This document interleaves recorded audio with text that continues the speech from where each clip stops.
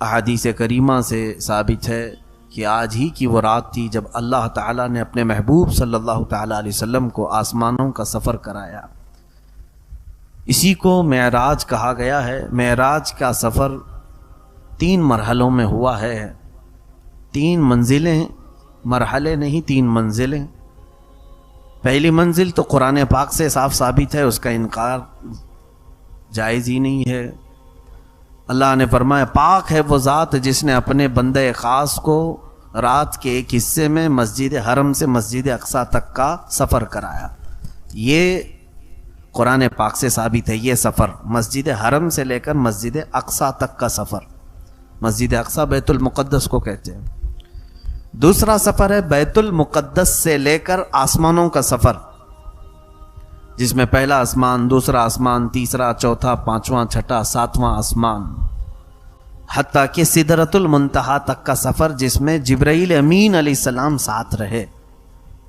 یہ دوسری منزل ہے، جس میں براق کی سواری کے ساتھ میرے آقا صلی اللہ علیہ وسلم جبرائیل امین کے ساتھ رہے۔ تیسرا سدرۃ المنتہا کے بعد جبرائیل امین علیہ السلام بھی الگ ہو گئے اور براق سواری بھی الگ ہو گئی، اور پھر یہ دونوں ہٹ گئے، صرف تنہا میرے آقا صلی اللہ علیہ وسلم لامکاں کا سفر کی۔ یہ تیسری منزل ہے۔ یہاں سوائے میرے نبی کے کسی دوسرے کی وہاں پر شرکت ہوئی ہی نہیں۔ بس وہ کون سی جگہ تھی، اس جگہ کا نام ہی نہیں ہے، جس کو لامکاں کہا گیا۔ اللہ رب العزت کی طرف سے آواز آتی رہی، ادن منی یا احمد، اے احمد مجھ سے قریب ہوتے جاؤ، قریب ہوتے جاؤ۔ میرے آقا صلی اللہ علیہ وسلم بڑھتے گئے۔ سورہ نجم میں اللہ تعالیٰ نے اس واقعے کو یوں فرمایا، فَكَانَ قَابَ قَوْسَيْنِ أَوْ أَدْنَىٰ، تو محبوب اور محب اللہ اور اس کے رسول کے بیچ اتنا فاصلہ رہ گیا تھا جیسے کہ 2 کمانوں کے بیچ میں فاصلہ رہتا ہے۔ میرے آقا صلی اللہ تعالیٰ علیہ وسلم کی آج کی رات میرے مولا سے قربت کی رات ہے۔ رب تعالیٰ نے وہ حسین سعادت میرے نبی کو عطا فرمائی جو کائنات میں کسی اور کو عطا ہوئی بھی نہیں اور قیامت تک ہوگی بھی نہیں۔ صرف تنہا ایک ذات ہے میرے آقا صلی اللہ علیہ وسلم کی، جنہوں نے اپنے ماتھے کی آنکھوں سراپا ذات کا دیدار فرمایا ہے۔ اسی لیے اعلیٰ حضرت فاضل بریلوی رضی اللہ تعالیٰ عنہ نے کوئی غیب کیا تم سے نہا ہو بھلا، جب نہ خدا ہی چھپا تم پہ کروڑوں درود۔ اب یہاں سے میں نے یہ 3 منزلیں آپ کو بتائی، ایک مسجد حرم سے مسجد اقصی تک، یہ قرآن پاک خود بیان کر رہا ہے۔ دوسری منزل ہے بیت المقدس سے سدرۃ المنتہا تک۔ تیسری منزل ہے سدرۃ المنتہا سے لامکاں اپنے رب ذوالجلال کے قرب و جوار تک کی۔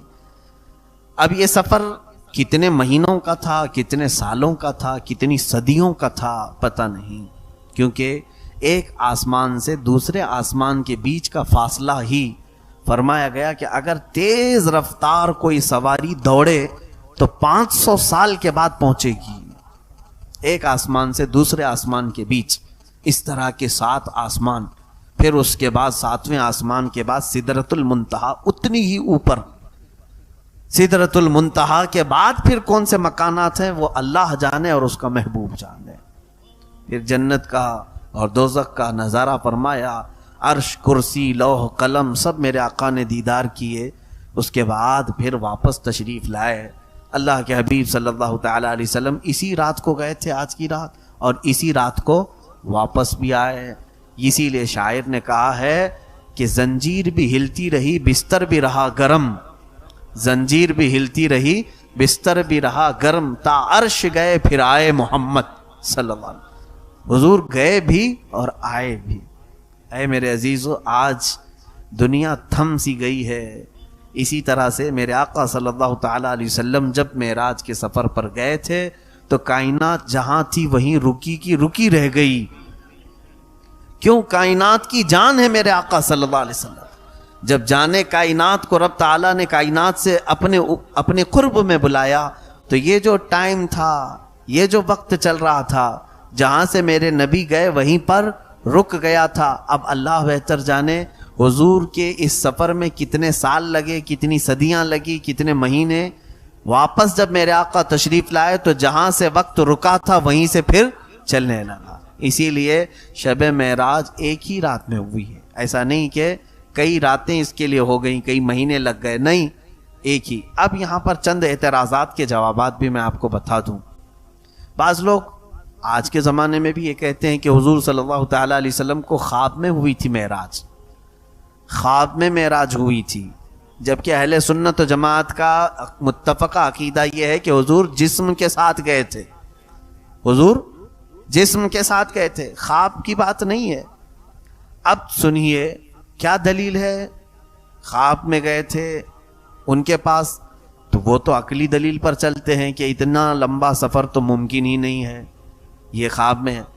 اب آپ کہتے ہیں کہ نہیں حضور جسم کے ساتھ گئے تھے, تو سب سے بڑی دلیل تو یہ ہے کہ جب میرے آقا صلی اللہ تعالی علیہ وسلم اس سفر سے آئے تھے واپس, دوسرا دن آیا, دوسرے دن حضور صلی اللہ علیہ وسلم مکہ والوں کو اپنے سفر کی داستان سنا رہے تھے. کیا کیا سنا رہے تھے؟ میں یہاں سے بیت المقدس گیا, بیت المقدس میں نبیوں کی امامت فرمائی, اور اس کے بعد آسمانوں کا سفر کیا, اپنے رب سے ملاقات کی, اور پھر واپس آ گیا. جسے ماننا تھا انہوں نے مان لیا, جسے کچھ پوچھنا تھا انہوں نے پوچھ بھی لیا, جسے نہیں ماننا تھا انہوں نے سیدھے کیا کہا, یہ تو جھوٹی باتیں ہیں, من گھڑت باتیں ہیں معاذ اللہ. تو وہاں سے کچھ لوگ اپنی بغلیں کھجاتے نکل گئے. اب سوال یہ ہے, میاں میں آپ سے پوچھتا ہوں, اگر میں خواب میں یہ کہہ دوں کہ کل رات خواب میں سعودی گیا تھا, دبئی گیا تھا, تو کیا آپ صبح میرے خواب کا انکار کریں گے؟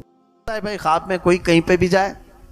تو مکہ کے کفار و مشرکین کو حضور اگر خواب ہی بیان کر رہے تھے کہ میں بیت المقدس گیا تھا, تو کسی مکہ والے کو انکار کرنا ہی نہیں چاہیے تھا.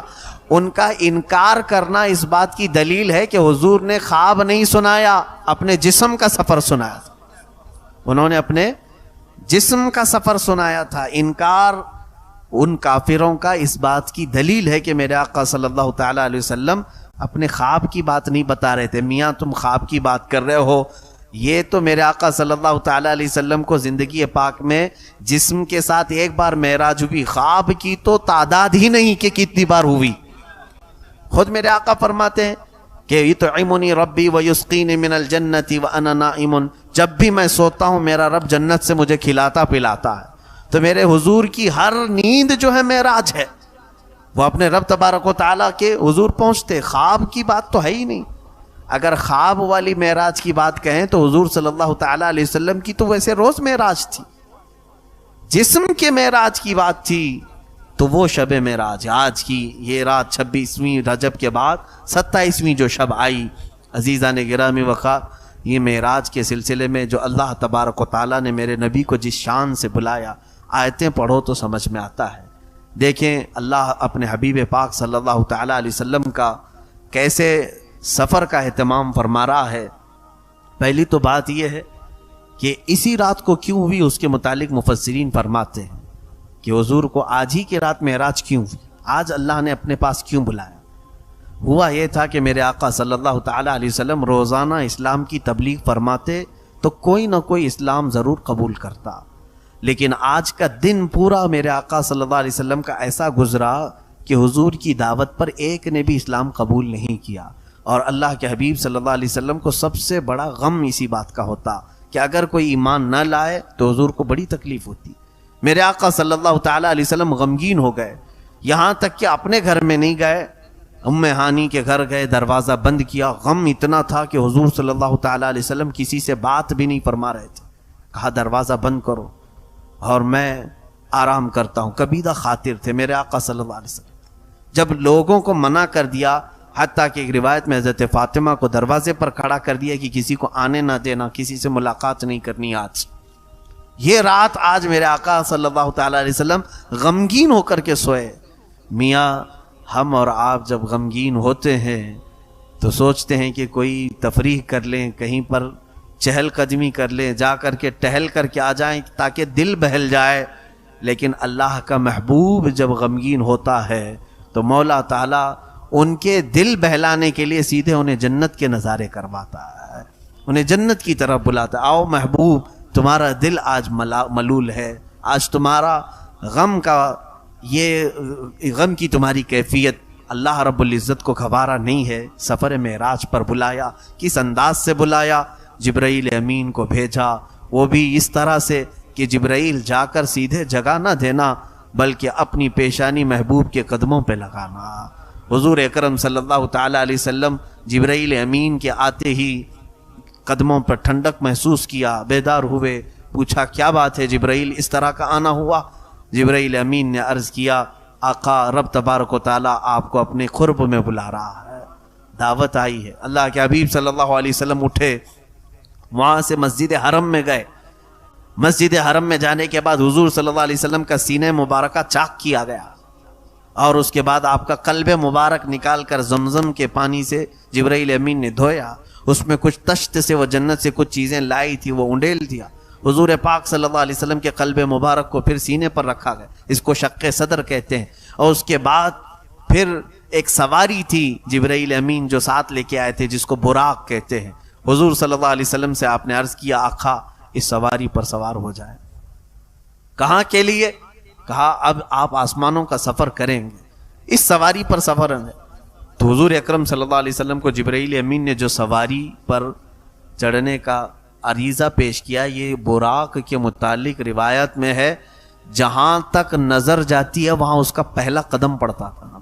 یہاں سے اگر تم آسمان تک دیکھ رہے ہو تو اس کا پہلا قدم، اس کی رفتار اندازہ نہیں کر سکو گے، کرنٹ سے بھی زیادہ تیز رفتار براق۔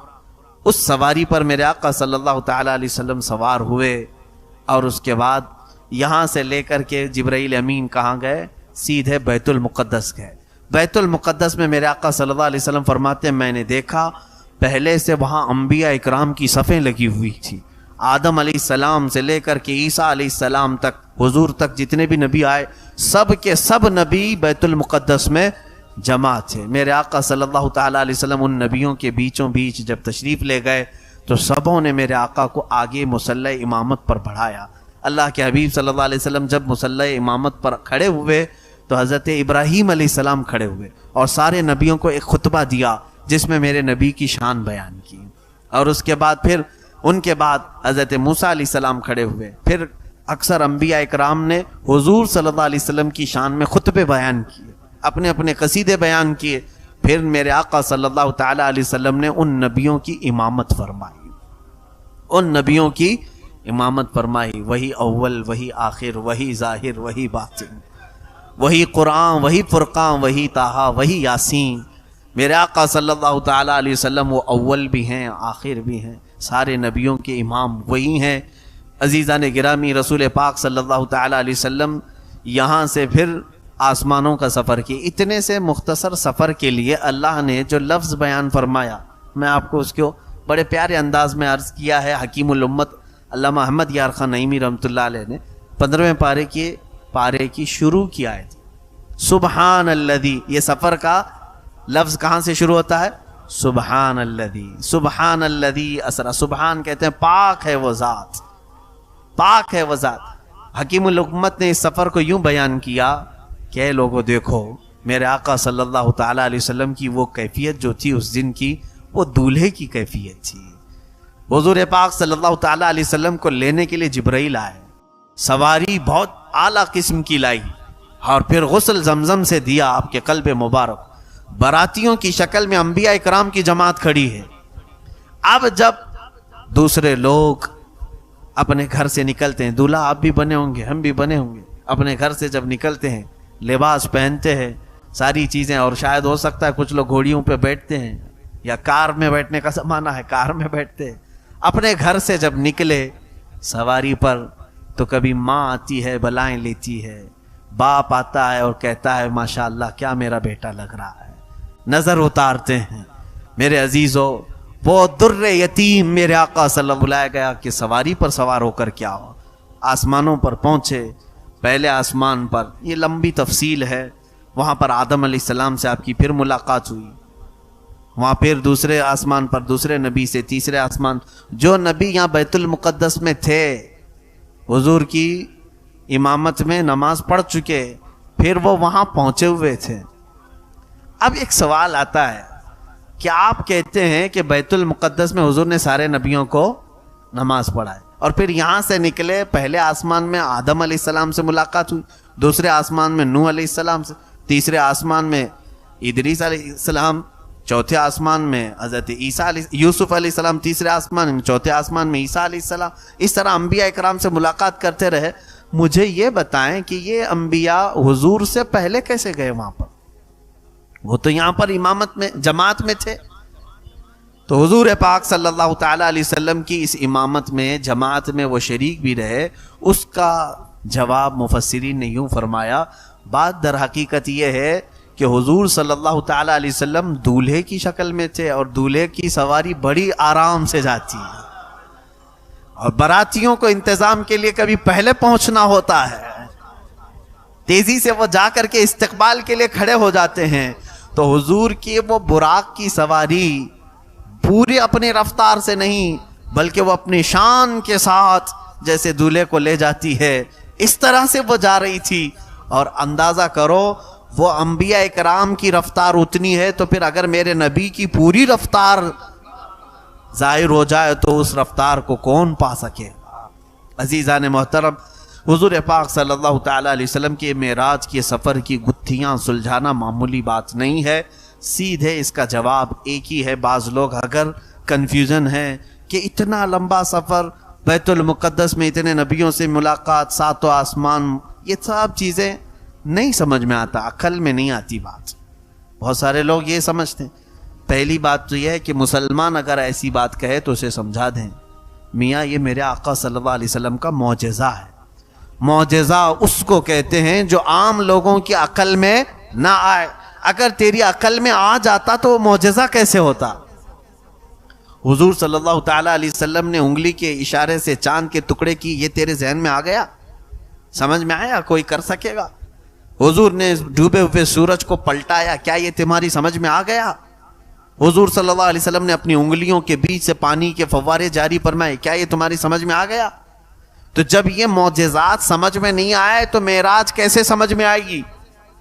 یہاں پر صرف صدیق کا وہ ایمان چاہیے. حضرت ابوبکر صدیق رضی اللہ تعالیٰ عنہ کو جب حضور صلی اللہ علیہ وسلم نے یہ سنایا، میرے عزیزو، حضور سیدنا ابوبکر صدیق نے حضور سے پہلے نہیں سنا اس واقعے کو، ابو جہل سے پہلے سنا انہوں نے.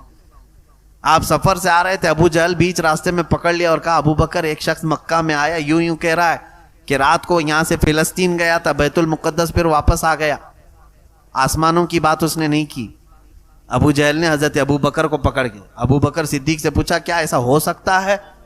حضرت ابو بکر نے کہا ایسا ایک رات میں کون جا کے آ سکتا ہے، نہیں ہو سکتا. تو ٹھٹا مار کر کے ہنسنے لگا. کہا دیکھ میں کہتا نہیں تھا کہ وہ ایسی بکواس کرتا ہے، معاذ اللہ رب العالمین. حضور کے بارے میں اول فول بکنے لگا اور کہا ابو بکر یہ کوئی اور نہیں محمد کہہ رہے ہیں. حضرت ابو بکر صدیق جلال میں آئے، کہا او کمبخت، اگر وہ اس سے بھی بڑی بات کہیں گے تب بھی میں یقین کروں گا. تو یہاں سے بیت المقدس کی بات کر رہا ہے، وہ اس سے بھی بڑی بات کریں گے تو میں ایمان لے آؤں گا. اگر انہوں نے کہا یہ ایمان ہونا چاہیے. میرے آقا صلی اللہ علیہ وسلم نے جب فرما دیا میں نے سفر کیا، تو تم اپنی عقل کے گھوڑے مت دوڑاؤ کہ کیسے کیا ہوگا. تم اپنے اعتبار سے انہیں سوچ نہیں سکتے. ہم جو چیزیں کر رہے ہیں اس کے اوپر حضور صلی اللہ علیہ وسلم کو ناپ نہیں سکتے. یہ بات سمجھ کر کے چلے. اللہ کے نبی کی ذات اور ہے، تم عام انسانوں کی ذات اور ہے. اس کے علاوہ سب سے بڑی بات تو یہ ہے کہ حضور صلی اللہ تعالی علیہ وسلم خود گئے تھوڑی نہ. تم اگر معراج کا انکار کر رہے ہو تو گویا کہ اللہ کا انکار کر رہے. اللہ فرما رہا ہے میں لے گیا، اللہ لے گیا ہے. تو جس میں رب تبارک و تعالیٰ یہ فرما رہا ہے کہ پاک ہے وہ ذات جو اپنے بندے خاص کو لے گیا، تو اللہ لے گیا ہے. تو تمہیں درد کس بات کا؟ کیا اللہ تعالیٰ کی بھی قدرت کا انکار کرتے ہو؟ رب تبارک و تعالیٰ کی طاقت کا بھی انکار کرتے ہو؟ آج وہ بدبخت لوگ جو بدعقیدہ ہیں میرے آقا کے معراج کے سفر کا انکار کرتے ہیں، ان کے لیے میں کہہ رہا ہوں جس نے حضور کے معراج کے سفر کا انکار کیا اس نے خدا کی شان اور اس کی قدرت کا انکار کیا. کیونکہ اللہ نے فرمایا اللہ لے گیا ہے. تو تمہیں اس بات کا کیا درد ہے کہ اللہ جسے جہاں چاہے لے جائے. اب سنیے اس سفر پاک کی اور آخری باتیں. میں آج مختصر کرتا ہوں اس چیز کو. رسول پاک صلی اللہ تعالی علیہ وسلم جب یہاں سے نکلے 7ویں آسمان تک سدرۃ المنتہا، یہ خانہ کعبہ کے اوپر حضرت جبرائیل علیہ السلام کا وہ مقام، آخری مقام، ایک بیت المعمور بھی ہے اوپر، بہت ساری چیزیں ہیں وہ ابھی بیان میں لا نہیں سکوں گا۔ جبرائیل امین وہاں پہنچ کر کے کہنے لگے یا رسول اللہ صلی اللہ علیہ وسلم اب اس کے آگے میں نہیں جا سکوں گا، میری حد یہیں تک کی ہے، مجھے یہیں تک آنے کی اجازت ہے۔ وہ جبرائیل جو سید الملائکہ، سارے فرشتوں کے سردار، حضرت جبرائیل علیہ السلام اگر اپنی اصلی شکل میں آئیں تو یہ پوری دنیا صرف ان کے پروں سے بھر جائے گی، اتنے طاقتور فرشتے۔ باقی سارے فرشتوں کی بات الگ ہے، حضرت جبرائیل علیہ السلام کی بات الگ۔ وہ طاقتور، بہت ہی پاورفل فرشتہ حضرت جبرائیل علیہ السلام، جن کی رفتار کو نہیں جان سکتے آپ۔ اندازہ کرو کہ ابراہیم علیہ السلام اپنے بیٹے اسماعیل علیہ السلام کی گردن پر چھری رکھ چکے ہیں، چھری رکھ چکے ہیں، اور چھری کے چلنے میں کتنا ٹائم لگتا ہے؟ سیکنڈوں میں بھی نہیں۔ چھری یوں رکھی، یوں چلانا ہے۔ اس چلانے سے پہلے جبرائیل علیہ السلام جنت سے زمین تک آ چکے تھے۔ یہ رفتار جبرائیل امین کی ہے۔ توجہ چاہتا ہوں، جبرائیل کی طاقت کیوں میں بتا رہا ہوں، عرض کرتا ہوں۔ یوسف علیہ السلام کو ان کے بھائیوں نے کنویں میں پھینکا، واقعہ معلوم ہے؟ حضرت یوسف علیہ السلام کو ان کے بھائیوں نے یوں پکڑا اور کنویں میں یوں دھکیل دیا۔ کنواں بہت بڑا بھی نہیں تھا، بہت بڑا بھی نہیں تھا، لیکن ایک چیز کو جب اوپر سے گرایا جائے تو کتنی دیر میں وہ کنویں میں گرے گی؟ گھنٹہ لگے گا اس کو؟ منٹ لگیں گے؟ سیکنڈ بھی نہیں لگیں گے۔ اس میں بھی حدیث پاک ہے، یوسف علیہ السلام کو ان کے بھائیوں نے اوپر سے دھکا دیا، یوسف علیہ السلام کنویں کے اوپری حصے پانی پر آنے سے پہلے جبرائیل امین جنت سے نیچے آ چکے تھے اور اپنے ہاتھوں سے انہیں پکڑ کر کے ایک کونے پر بٹھا بھی چکے تھے۔ ابراہیم علیہ السلام کو نمرود نے آگ میں پھینکا، منجنیق میں ڈال کر کے پھینکا، اور وہ اتنی تیز توپ یہاں سے اڑے تو فوراً ادھر جائے، بندوق کی گولی۔ ابراہیم علیہ السلام کو آگ کے اوپر جیسے ڈالا گیا، میرے خیال سے وہ سب سے تیز رفتار کی منجنیق تھی اس زمانے۔ ابراہیم علیہ السلام آگ میں پہنچے بھی نہیں تھے اس وقت، جبرائیل امین علیہ السلام اپنے رب سے بات کر رہے ہیں اس وقت سدرۃ المنتہا پہ، سدرۃ المنتہا پہ اللہ سے بات کر رہے ہیں جب ان کو منجنیق سے پھینکا گیا۔ رب نے فرمایا جبرائیل جاؤ میرے بندے سے پوچھو کہ کوئی حاجت ہے۔ ان کے آگ میں پہنچنے سے پہلے ہی جبرائیل امین آ چکے تھے آگ کے پاس۔ کتنی تیز رفتاری، سمجھ گئے؟ اس تیز رفتاری کا بادشاہ سید الملائکہ جبرائیل امین جہاں جا کر کہتا ہو یا رسول پاک اب میری طاقت کے بعد آپ کی طاقت کی شروعات ہے، اس رسول پاک کی تیز رفتاری کو کون پہنچ سکتا ہے؟ میں نے اتنی باتیں جو جبرائیل امین کے متعلق بتائی، وہ جبرائیل کیا کہہ رہے میرے نبی سے سدرۃ المنتہا جانے کے بعد، اگر یکسر موئے برتر پرم فروغ تجلا بسوزت پرم۔ فارسی میں شیخ سعدی فرماتے ہیں ایک بال کے برابر بھی اگر میں اوپر چلا جاؤں، اللہ کی تجلی کے جلال سے میرے پورے پر جل جائیں گے، یہاں سے میں نہیں جا سکوں۔ اب اندازہ کرو میرے آقا صلی اللہ تعالیٰ علیہ وسلم کو میرے مولا نے کون سی طاقت عطا فرمائے۔ نادان میرے نبی کو زمین پر چلتا پھرتا دیکھ کر کے اپنے جیسا بشر کہنے لگ گئے، اپنا بڑا بھائی کہنے لگ گئے۔ تمہیں اندازہ نہیں، جبرائیل نے کبھی نہیں کہا میں نبی کو میرے جیسا، بلکہ جبرائیل امین ایک بار میرے آقا کے حضور حاضر ہوئے اور کیا کہا جانتے ہیں؟ جس کو شاعر نے اپنے فارسی کے شعر میں یوں کہا ہے، آفاق ہا گردیدہ ام بسیار خوباں دیدہ ام۔ فارسی میں کہا گیا آفاق ہا گردیدہ ام بسیار خوباں دیدہ ام، لیکن تو چیزیں دیگری یا رسول اللہ۔ میں نے بہت کائنات کو دیکھا ہے، بہت سارے آسمانوں کا، میں نے بہت ساری دنیاؤں کا سفر کیا ہے اور بہت اچھے اچھے لوگوں کو دیکھا ہے۔ جبرائیل کہہ رہے ہیں مگر یا رسول اللہ آپ چیز ہی الگ ہو، آپ کی کیفیت ہی الگ ہے۔ جو جبرائیل حضور کو اپنا برابر نہیں کہہ سکے، یہ آج کے دوسرے کسی کھیت کی مولی بھی نہیں ہے، وہ اگر اپنے نبی کو کہیں کہ ہمارے جیسے ہی تھے، کھاتے پیتے تھے، بازاروں میں گھومتے پھرتے تھے، معاذ اللہ رب العالمین، برابری کرنے چلنے والا، یہ کبھی کیوں نہیں سوچتے؟ حضور کو یہ کہتے ہیں ان کی بھی ایک ناک تھی، دو آنکھ تھے، حضور صلی اللہ علیہ وسلم کے بھی دو کان تھے، سب ہمارے بھی۔ ایک ظالم ایسے بھی کہہ رہا تھا، تو ہم تو اس کو یہ کہتے میاں تو حضور کو صرف دیکھا، تو یہ کیوں نہیں کہتا کتے کی بھی ایک ناک ہوتی ہے، دو آنکھ ہوتی ہے، دو کان ہوتے ہیں، تو یہ کیوں نہیں کہتا کتا بھی تیری طرح، تو کتے کی طرح ہے؟ تشبیہ تو یہاں پر بھی تو دے سکتا ہے۔ صرف آنکھ اور کان اور یہ ساری چیزیں ہو جانا یہ تشبیہ کی بات ہے؟ اس رسول پاک صلی اللہ تعالی علیہ وسلم کے بارے میں تم بات کر رہے ہو جس کے متعلق احادیث کریمہ یہ ہے جن کے تھوک میں بھی اللہ نے شفا رکھی ہے، جن کے پسینے مبارکہ کو عنبر اور مشک سے زیادہ حسین ترین خوشبوؤں میں رکھا ہے، اس رسول پاک صلی اللہ علیہ وسلم کے متعلق کبھی بھی زبان درازی نہ کرے۔ اب رہی بات میرے آقا صلی اللہ تعالی علیہ وسلم کے معراج، اب یہاں سے سدرۃ المنتہا کے بعد جو مقامات تھے اللہ رب العزت کے حضور جو میرے آقا گئے ہیں، اللہ اکبر، وہ کیفیت کو ہم بیان نہیں کر سکتے، وہ کیسی تھی، وہ کون سی جگہ تھی، اور میرے رب کو میرے آقا نے کیسے دیکھا۔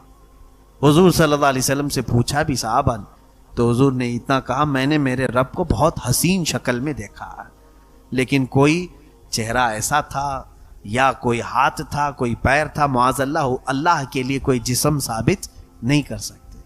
یہ بھی یاد رکھیں آپ، اللہ کا کوئی جسم ہم ثابت نہیں کر سکتے، کیونکہ جو تمہارے عقل میں آ جائے وہ خدا نہیں ہے۔ اللہ رب العزت کو کوئی احاطہ نہیں کر سکتا، وہ سب کو احاطہ کیا ہوا۔ اب یہاں سے میرے آقا صلی اللہ تعالی علیہ وسلم فرماتے ہیں مجھے آواز آئی اپنے رب کی طرف سے، اے احمد قریب آؤ، اے احمد قریب آؤ، اے احمد قریب آؤ۔ میرے آقا کا آسمانوں میں احمد نام ہے، زمینوں میں محمد نام، احمد بلایا جا رہا تھا۔ اس کے بعد رب تعالیٰ سے آپ قریب ہوتے گئے، قریب ہوتے گئے۔ حضور صلی اللہ علیہ وسلم فرماتے ہیں رب ذوالجلال نے اپنے دست قدرت کو میرے سینے پر رکھا، جس کی ٹھنڈک میں نے محسوس کی، اور میں نے دیکھا زمین کے سارے خزانے میرے سامنے کھلے ہوئے تھے، میں نے آسمانوں اور زمینوں کی ساری چیزیں دیکھ لیں، اسی وقت میں نے پوری کائنات کو دیکھ لیا۔ اللہ رب العزت جس کے سینے پر دست قدرت رکھے، اب اس سے کون سی چیز چھپی رہے گی؟ اسی لیے میرے عزیزو ہماری یہ محفل بھی میرے آقا کی نظروں سے چھپی ہوئی نہیں ہے۔ اللہ نے اپنے رسول کو وہ طاقت و قوت و تصرف عطا فرمایا۔ اب اندازہ کریں، حضور پاک صلی اللہ علیہ وسلم فرماتے ہیں اب جو راز و نیاز کی باتیں ہوئیں اللہ اور اس کے محبوب کے درمیان، اس کی ساری تفصیلات تو ہیں نہیں۔ اللہ تبارک تعالیٰ نے اپنے نبی سے کیا باتیں فرمائی، بہت ساری باتیں تھیں، لیکن جو امت کے لیے تھی وہ اہم باتیں تھیں۔ حضور پاک صلی اللہ تعالیٰ علیہ وسلم کو اس وقت میرے رب نے ایک آپشن دیا، اختیار دیا۔ ویسے تو خود اللہ نے بلایا ہے، آج میرے آقا جو مانگتے وہ مل جاتا، اور ملا بھی۔ اندازہ کرے حضور صلی اللہ علیہ وسلم سے رب تعالیٰ یہ فرما رہا ہے اے محبوب آج تمہاری کوئی حاجت ہو تو بیان کر دو۔ اگر رسول پاک صلی اللہ علیہ وسلم، کیونکہ میرے آقا نے کبھی یہ نہیں کہا کہ مولا مجھے اب کسی چیز کی حاجت نہیں، بلکہ ہمیشہ ہم تیرے محتاج ہی ہیں۔ یہ وہ زمانہ تھا جب مکہ والے ستا رہے تھے، یہ وہ زمانہ تھا جب مکہ والے صحابہ کو گھسیٹا کرتے تھے، حضور پر سوشل بائیکاٹ کے قانون لگائے تھے، بہت ساری پابندیاں کی تھی، پریشان کیے ہوئے تھے۔ میرے آقا صلی اللہ تعالیٰ علیہ وسلم اللہ تعالیٰ سے یہ عرض کرتے کہ مولا یہ ساری کلفتیں آزاد ہو جائیں، مکہ میں بڑا محل مل جائے، عیش سے میرے سارے ساتھی میرے صحابہ زندگی گزارے۔ حضور صلی اللہ تعالیٰ علیہ وسلم سے جب رب تعالیٰ نے فرمایا اے محبوب آج تمہاری کوئی حاجت ہے تو بیان کرو، میرے آقا صلی اللہ علیہ وسلم نے فرمایا مولا ایک حاجت ہے میری، ایک حاجت ہے میری۔ تو رب نے فرمایا کہو میرے محبوب۔ میرے آقا نے عرض کیا مولا میری امت کی بخشش میرے حوالے کرتے، میری امت کو میرے حوالے کرتے۔ رب حب لی امتی، جس کا مطلب ہی ہوتا ہے حب لی، مجھے دے دے میری امت۔ جو نہ بھولا ہم غریبوں کو رضا، یاد اس کی اپنی عادت کیجیے۔ جو نہ بھولا ہم غریبوں کو رضا، یاد اس کی اپنی عادت کیجئے۔ جانتے ہیں آپ آج اسی شب معراج کے واقعے کو ہم نمازوں میں ادا کرتے ہیں، التحیات ہم پڑھتے ہیں، التحیات للہ والصلوات والطیبات، اس کا مجموعہ پورا فقہا نے فرمایا جب نبی اوپر جا رہے تھے میرے رب کے حضور تو یہ پڑھتے ہوئے جا رہے تھے، التحیات للہ والصلوات والطیبات، جس کا مطلب ہوتا ہے تمام پاکیاں اللہ تیرے لیے، تمام ستھرائیاں تیرے لیے، ساری تعریفیں تیرے لیے۔ جب حضور نے یہ جملہ فرمایا تو رب تعالیٰ نے جواب میں یوں فرمایا، السلام علیکہ ایھا النبی ورحمۃ اللہ وبرکاتہ۔ دیکھیں سلام کون کر رہا ہے؟ میرے نبی کو اللہ خود فرما رہا ہے، اے نبی تم پر سلامتی ہو اور اللہ کی رحمت اور اس کی برکت۔ حضور کو سلام ملا کس کی طرف سے؟ اللہ کی طرف سے۔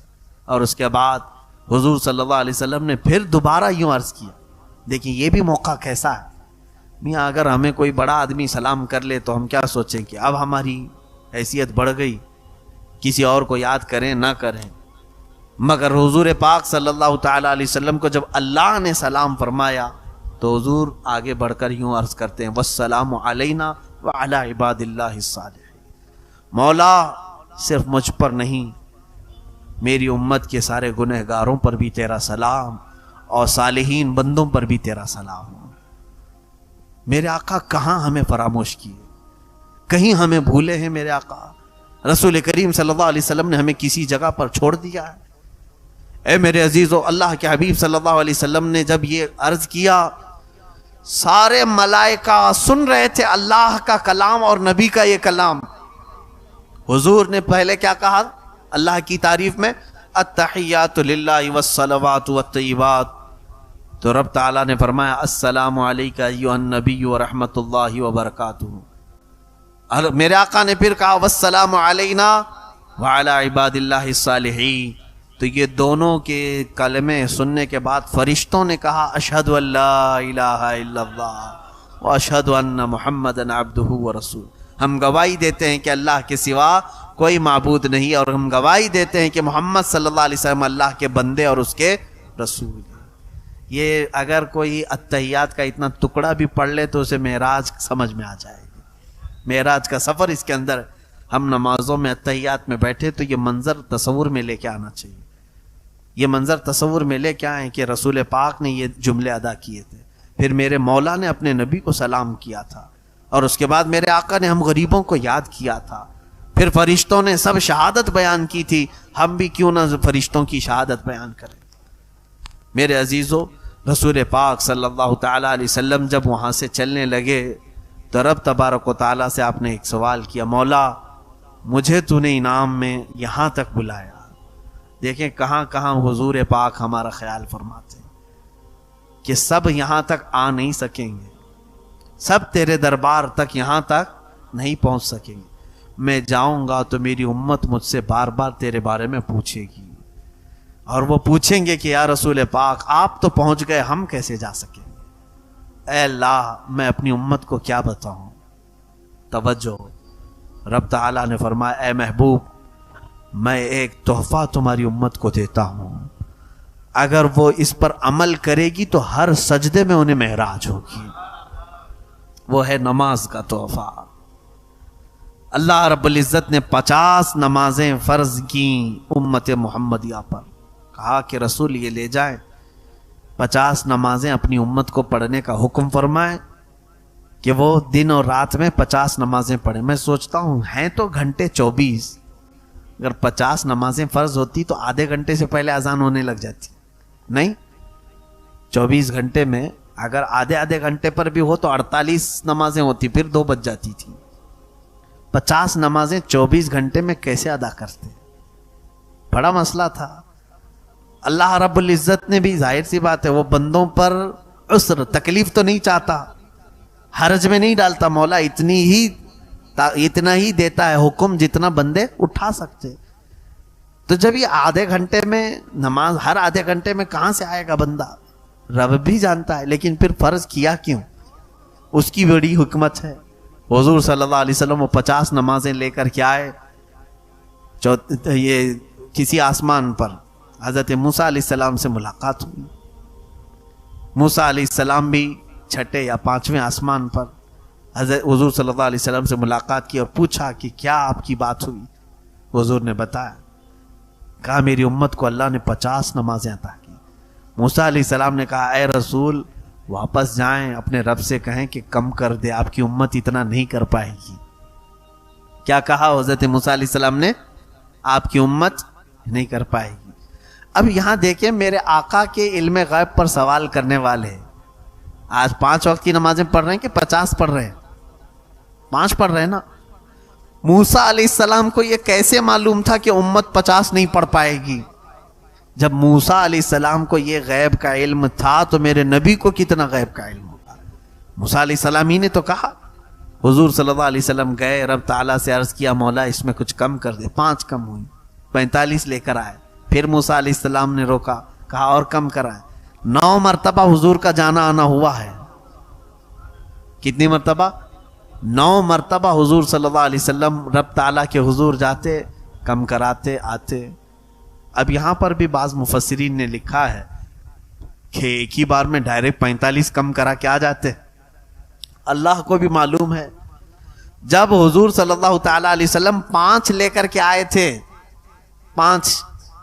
45 گھٹ گئی، کتنی بچی؟ 5. تو حضرت موسیٰ علیہ السلام نے پھر کہا اور جائیے کم کرائیے. تب میرے آقا نے کہا اب مجھے شرم آ رہی ہے، اب حیا آتی ہے، اس سے کم کراؤ. لیکن رب تعالیٰ نے یہ فرما دیا اے محبوب آپ کی امت یہ اگر 5 ہی پڑھے تو میں 50 کا ثواب دوں گا، 50 کا پورا ثواب دوں. یہ 5 میں وہ 50 نمازوں کا پورا ثواب ہے جو پہلے ہمیں فرض کی گئی تھی. اب یہاں پر مفسرین فرماتے ہیں ایک ساتھ کم کروا سکتے تھے، جا کر کے سیدھے کہتے 45 کم کر دے 5 رکھ جائیں گی. موسیٰ علیہ السلام بھی ڈائریکٹ یہ کیوں نہیں کہے اتنی کم کرا کے لے کے آ جائیے ڈائریکٹ؟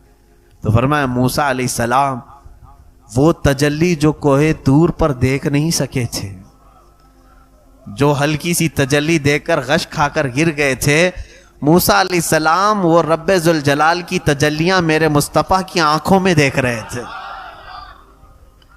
میرے نبی کی آنکھوں میں دیکھ رہے تھے. آنکھوں میں آنکھیں ڈال کر کے مولا کو دیکھ کر آنے والی آنکھیں کیسی ہیں. تو اس لیے جب میرے آقا حضور صلی اللہ علیہ وسلم رب تعالیٰ کے حضور سے واپس آتے، وہ آنکھوں میں تازہ جمال و جلال میرے رب ذوالجلال کا. موسیٰ علیہ السلام توجہ سے دیکھتے اور پھر کہتے جائیے. حضور صلی اللہ علیہ وسلم کا معاملہ یہ تھا اپنے رب کے حضور جتنی بار جاؤں کم ہی ہے، بار بار ملاقات کروں. اور رب تعالیٰ یہ چاہتا ہے کہ میرا محبوب آئے جائے آئے جائے. حضور صلی اللہ تعالیٰ علیہ وسلم اخیر میں یہ تحفہ لے کر تشریف لائے معراج کے اس سفر میں. میرے عزیزو یہ سفر یوں ہی کمپلیٹ نہیں ہوتا، اتنی حکمتیں بھرا ہوا سفر ہے، کیا کیا اس میں بیان کرے. اللہ کے نبی صلی اللہ تعالیٰ علیہ وسلم جب تشریف لائے تو دوسرے دن اپنی امت کو اعلان فرمایا کہ میں نے رب سے ملاقات کی اور رب تبارک و تعالیٰ نے میری امت کو یہ تحفہ عطا کیا. پھر نمازیں باجماعت ادا کی جانے لگیں. اے میرے عزیزو آج یہ جو نمازیں ہیں یہ اس معراج کا سب سے بڑا پیغام ہے، سب سے بڑا پیغام ہے. اور شب معراج منانے والے رات بھر بیٹھ کر عبادت کرنے کے لیے آج کئی لوگ آ جاتے ہیں، نوافل پڑھتے رہتے ہیں. شب معراج نوافل کا پیغام دینے والی رات نہیں، فرض نمازوں کی پابندی کرانے کا نام شب معراج ہے. اللہ تبارک و تعالیٰ کا یہ ہدیہ ہے، تحفہ ہے امت مصطفیٰ کے لیے. اور وہ آج امت محمدیہ صلی اللہ علیہ وسلم پیٹھ پیچھے پھینک چکی ہے. نمازوں سے اس قدر غفلت ہے، آج ایسا لگتا ہے کہ لوگوں پر ابھی نماز فرض ہوئی ہی نہیں. میرے عزیزو اچانک موت کا اعلان آ جائے گا. قیامت کے دن فرمایا گیا روز محشر کے جاں گداز بوت اولیں پرسش کے نماز بوت. وہ قیامت کا دن جو جان پگھلا دینے والا ہوگا، سب سے پہلا سوال تمہاری نمازوں کے بارے میں ہوگا، جس کی جتنی نمازیں ہیں. اور میرے آقا صلی اللہ علیہ وسلم فرماتے ہیں حساب کتاب میں سب سے پہلے تمہارے یہ نہیں پوچھا جائے گا کہ کتنا کھایا، کتنا پیا، کہاں کہاں پیسہ خرچہ کیا، کیسے کمایا، یہ نہیں. سب سے پہلے تمہاری نمازوں کا سوال ہوگا. اور میرے آقا فرماتے ہیں جو نمازوں میں پاس ہو گیا اللہ اس کے دوسرے معاملات میں بھی اسے آسان کر دے گا. اور جو یہاں پھنس گیا ہر چیز میں پھنس جائے گا، وہ لمبی دیر تک محشر کے میدان میں پھنسا رہ جائے گا۔ ٹینشن مت لینا، وہاں پر تو 50,000 سال کے برابر کا ایک دن ہے، کہیں نہیں جانا ہے تمہیں، کہاں جانا ہے؟ موت بھی نہیں آنی ہے، ایسا ہے کہ سورج سے جل جل کے مر جائیں گے، نہیں، موت بھی نہیں، موت کو موت آ چکی ہوگی اس دن۔ حساب پورا تمہاری نمازوں کا لیا جائے گا۔ اب سورہ مدثر کی آیتیں دیکھیں آپ، 29ویں پارے میں، عن المجرمین یتساءلون عن المجرمین ما سلککم فی سقر، جو جہنم میں جانے والے مجرمین ہیں وہ پوچھیں گے آپس میں ایک دوسرے سے، سوالات کریں، میاں تم کیوں آ گئے، تم کیوں دوزخ میں ڈھکیلے گئے، ایک دوسرے سے پوچھیں گے، تو سب کا جواب کیا ہوگا؟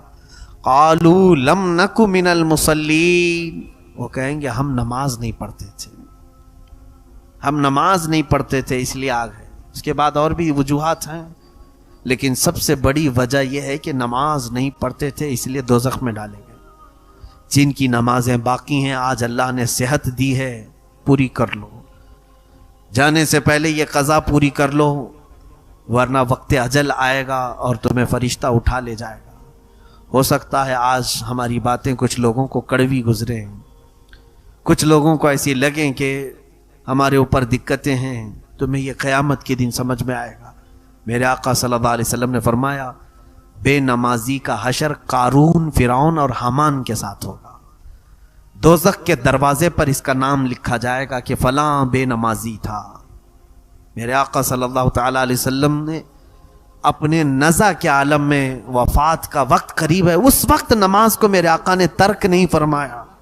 اس انداز سے میرے آقا مسجد میں تشریف لائے تھے، صحابہ فرماتے ہیں حضور صلی اللہ علیہ وسلم 2 صحابہ کے کندھوں پر ہاتھ رکھ کر کے چل رہے تھے، حضور صلی اللہ علیہ وسلم کا پیر مبارک زمین پر گھسٹتا ہوا آ رہا تھا، میرے آقا زمین پر پیر نہیں رکھ رہے تھے۔ اتنی علالت، اتنی تکلیف کے بعد بھی میرے آقا مسجد نبوی شریف میں جماعت کے ساتھ نماز کے لیے حاضر ہوئے۔ آج لوگ صحت مندی کے ساتھ نمازیں ترک کر رہے ہیں، نمازوں کو بھولے بیٹھے ہیں، لوگ یہ سمجھ رہے ہیں کہ ہمارا حساب نہیں ہونا ہے۔ عزیزان گرامی وقار، یہ آج معراج کے متعلق جو کچھ بھی میں بیان کیا وہ آغاز باب تھا۔ میں نے برکت کے لیے آج یہ چیزیں رکھی ہیں، میرے مصطفیٰ کریم صلی اللہ علیہ وسلم کا عظیم سفر ہے، اور یہ سفر ہم بیان کرتے رہتے ہیں صرف اس لیے کہ ہمارے نئے بچوں میں میرے آقا کا سفر یہ منتقل ہوتا جائے، بعد میں کوئی ہمارے ان بچوں کے ذہنوں کو خرید کر کے یہ نہ کہے کہ یہ سب من گھڑت کہانیاں تھیں، کوئی ہمارے بچے کو بہکا نہ سکے، دھوکہ نہ دے سکے۔ اس لیے میرے عزیزوں، اپنے بچوں میں یہ منتقل کرتے جاؤ سفر معراج کو، میرے نبی کیسے گئے تھے معراج میں۔ اسی لیے میں بارہا کہتا ہوں، بچوں کو اگر سکھانا ہے تو اتنا ہی سکھا دو، 5 حرف والا معراج ہے، کتنے؟ میم عین را الف جیم، 5 ہی حرف والا معراج، بچوں کو رٹا کر کے یاد کرا دو، ان سے اتنا ہی کہو۔ ہمارے استاد نے ہمیں بتایا تھا بچوں کو یہ کہو معراج کی میم یہ بتاتی ہے کہ محمد کو معراج ہوئی صلی اللہ علیہ وسلم۔ کس کو معراج ہوئی؟ میم یہ بتاتی ہے کہ محمد کو معراج ہوئی۔ عین، اس کے بعد سیکنڈ حرف کیا آ رہا ہے؟ عین۔ عین یہ بتاتا ہے کہ عرش پر گئے تھے۔ اس کے بعد 3rd نمبر پر آ رہا ہے را۔ را یہ بتاتی ہے کہ رات کو گئے تھے۔ پھر 4تھے نمبر پر الف ہے۔ الف یہ بتاتا ہے اللہ کے پاس گئے تھے۔ آخر میں جیم آ رہا ہے۔ جیم یہ بتاتا ہے جسم کے ساتھ گئے تھے۔ اتنا بھی اگر بچوں کو بتا دیں، یہ 5 حروف، محمد صلی اللہ علیہ وسلم عرش پر گئے تھے، رات کو گئے تھے، اللہ کے پاس گئے تھے، جسم کے ساتھ گئے تھے، اتنا ہی پورا اس میں شامل ہو گیا۔ اپنے بچوں کو منتقل کرتے رہیے سفر معراج، اس لیے کہ بعد کے زمانے میں کہیں ایسا نہ ہو کہ کچھ بد عقیدہ ان سے ہمارے عقائد کو چھین نہ لے، ہماری روایات کو ختم نہ کر لے۔ اے قدیر و جبار خدا، ہم سب کو تو ہمارے گناہوں سے آزاد کر دے، معاف فرما دے، ہمارے بچوں کو تو سلیقہ عطا فرما، تمیز عطا فرما۔ وصلی اللہ تعالی علی خیر خلقی محمد وآلہ واصحابہ اجمعین، وآخر دعوانا الحمد للہ رب العالمین۔